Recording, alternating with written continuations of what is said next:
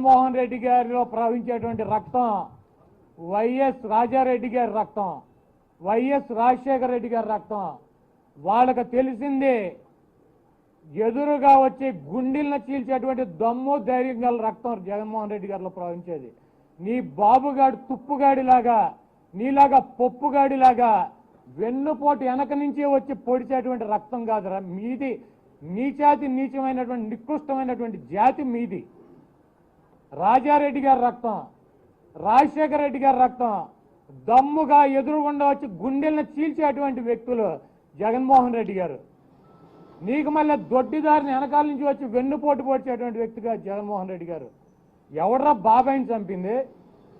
జగన్మోహన్ రెడ్డి గారు ఈ రాష్ట్రంలో, ఈ దేశంలో కాంగ్రెస్ పార్టీ అధికారంలో ఉండి సోనియా గాంధీ పేరు చెబితే 40 ఏళ్ళు అనుభవం ఉన్నటువంటి ప్రతిపక్ష నాయకుడికి ఉన్నట్టు చంద్రబాబు నాయుడు లాగా కూడా ఉచ్చపోసుకున్నటువంటి రోజుల్లో, చంద్రబాబు గారు లాంటి బొఫ్ఫున్ గారు ఉచ్చపోసుకున్నటువంటి రోజుల్లో ఆ అమ్మాయిని వ్యతిరేకించి పోరాడి దమ్ముగా ధైర్యంగా పార్టీ పెట్టి నిలబడి 16 నెలలు జైల్లో ఉండి కూడా ఒక్క అడుగు కూడా వెనక్కేయకుండా అతను నమ్మినటువంటి సిద్ధాంతం కోసం ముందుకు నడిచి పోరాటం చేసి వైఎస్ఆర్ కాంగ్రెస్ పార్టీని 151 మంది అభ్యర్థుల్ని గెలిపించి ఈరోజు ముఖ్యమంత్రిగా ఉన్నటువంటి వ్యక్తి వైఎస్ జగన్మోహన్ రెడ్డి గారు. నీది నీ బాబురా నీచమైనటువంటి బతుకు, కుక్క బతుకు. 74 ఏళ్ళు అయినటువంటి వృద్ధుడు ఎన్టీ రామారావు అటువంటి వ్యక్తిని వెన్నుపోటు పొడిచి వెనక నుంచి సిగ్గుమాలినటువంటి బతుకులు రమ్మయ్యి. వెన్నుపోటు పొడిచి ఆ పార్టీ నుంచి ఆయన్ని సస్పెండ్ చేసి ఆ ముఖ్యమంత్రి పదవిని ఆ పార్టీని దొంగిలించినటువంటి దొంగ వెధవలరా నువ్వు నీ బాబు. జగన్మోహన్ రెడ్డి గారు వెన్నుపోట్లు రావు, గుండెలు చీలుస్తాడు ఎదురు నుంచి.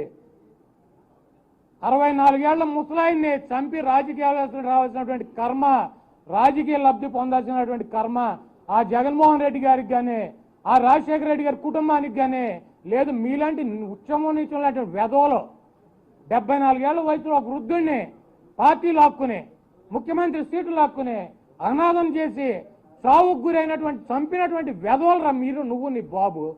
అటువంటి మీ నీచులు జగన్మోహన్ రెడ్డి గారి గురించి మాట్లాడతారా?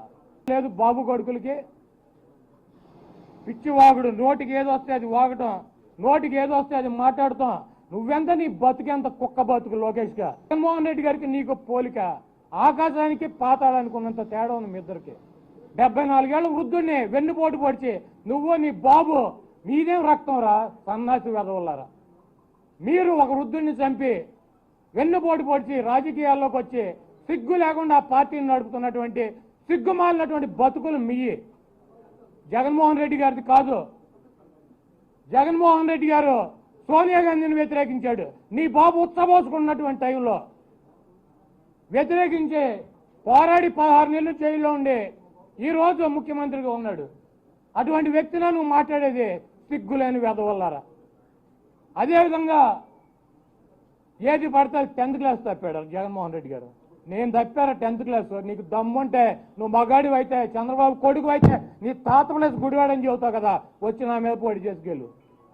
నీకు జగన్మోహన్ రెడ్డి గారు కావాలని నేను ఎక్స్ట్రా. నీకు సిగ్గు శరం ఉండవసలా. మనిషి జన్మ కాదు మీరు ఎత్తింది బాబు కొడుకులో. 74 ఏళ్ళు వృద్ధుడిని చంపింది మీరు కాదు. ఆ పార్టీని దొంగిలించినటువంటి దొంగలు మీరు కాదు, వెధవలు మీరు కాదు. వివేకానంద రెడ్డి గారు సొంత బాబాయిని 64 ఏళ్ళ వృద్ధుడిని చంపి రాజకీయాల్లోకి రావాల్సినటువంటి, రాజకీయ లబ్ధి పొందాల్సినటువంటి కర్మ జగన్మోహన్ రెడ్డి గారికి ఉందా?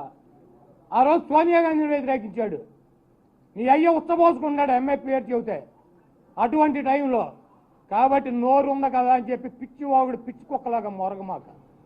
నీ బాబు నీకు సిగ్గు లేనటువంటి వ్యక్తులు పప్పుగాడవాడు, తుప్పుగాడవాడు, ఏది పడితే అది మాడతాం. జగన్మోహన్ రెడ్డి గారు చంద్రబాబు మీద ఏమైనా విమర్శలు చేస్తే అసెంబ్లీలో చంద్రబాబు నాయుడు గారని సంబోధించాడు.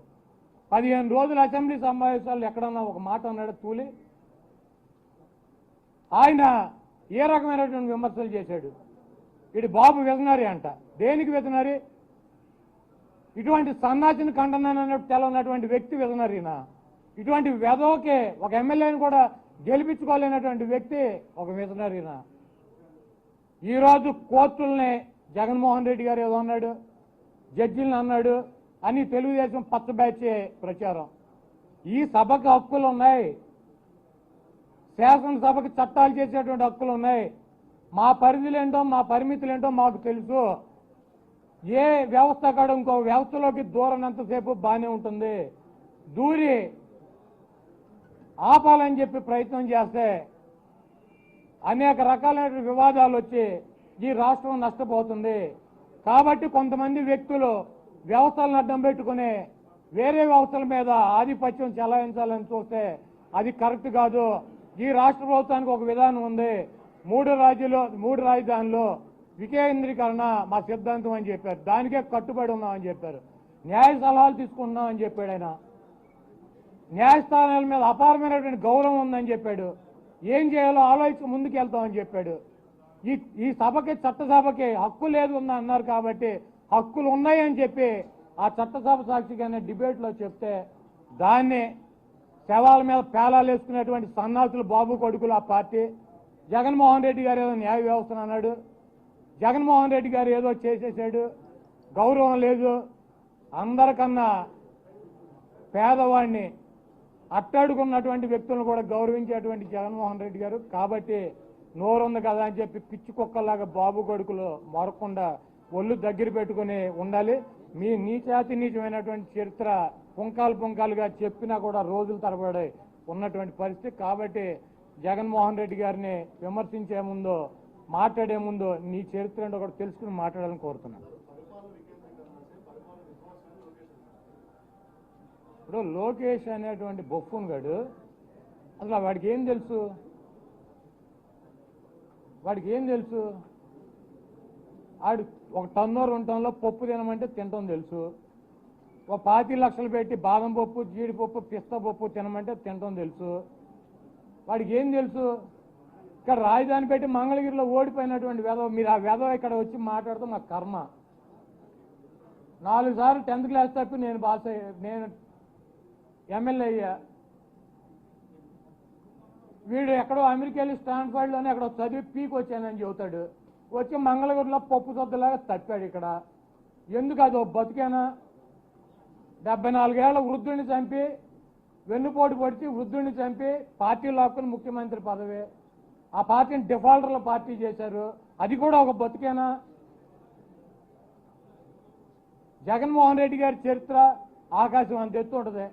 వీడి అవినీతి కానీ వీళ్ళు చేసేటువంటి దొంగ కాగిత కార్యక్రమాలు కానీ పాతాళం అంత లోతుంటాయి. కాబట్టి ఎక్కడ కంపేర్ చేసుకుంటారు?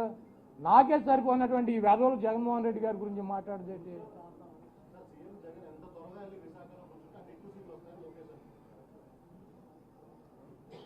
జగన్మోహన్ రెడ్డి ముఖ్యమంత్రి ఆవిడ రాసుకోండి అని కొంతమంది తిరిగారు పోయిన సరే. జగన్మోహన్ రెడ్డి గారు తాడేపల్లి ఆయనకి ఇల్లు లేదు. జగన్మోహన్ రెడ్డి గారు హైదరాబాద్ నుంచి గెస్ట్ లాగా వచ్చి వెళ్తున్నాడు. మేము బాబు కొడుకులు ఇద్దరం ఈ కాలువ గట్టిన ఎప్పుడు పడి ఇక్కడే వస్తున్నాం అని చెప్పారు. చంద్రబాబు నాయుడు 2050 దాకా విజన్ అని చెప్పి వేసుకున్నాడు. 5 సంవత్సరాల్లో పీకి ఆ పక్కన ఉన్నటువంటి నదిలోకి ఇసురు కొట్టారు బాబు కొడుకులు ఇద్దరిని.